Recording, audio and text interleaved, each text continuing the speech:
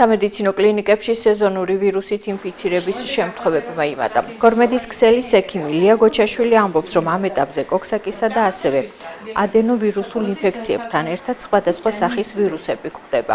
პედიატრი განმარტავს, რომ ინფექციის მარტივად დასაძლევა აუცილებელია ვირუსის ნიშნების პირველივე გამოვლენისას მოქალაქეებმა ოჯახის ექიმს მიმართონ.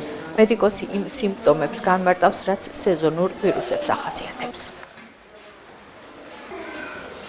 სტატისტიკურად როგორც მოსალოდნელი იყო, როგორც წინა წლებში,ახლაც იმატა ვირუსის და პაციენტების მოდინება სტაციონარში.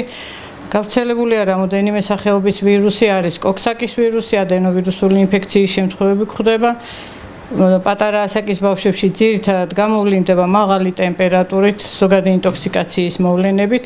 შედარებით მოზრდილი თაობა, უჩივის სახსრების ტკივილს, კუნთების ტკივილს, გულის რევის შეგრძნება, ღებინება, ინტოქსიკაციის გამოვლენა ზოგადად. შემთხვევებმა, როგორც ზემოთ აღვნიშნე, მოიმატა, საგანგაშოთ არა, მაგრამ მაინც საგრძნობლად მომატებულია.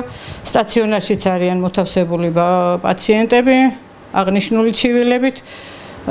სტაციონარში არის ყველა პირობა, არის აღჭურვილი მედიკამენტებით, კვლევის მეთოდებით. რომ სათანადო დახმარება, გამოკვლევები ჩაუტარდეთ ესეთ პაციენტებს.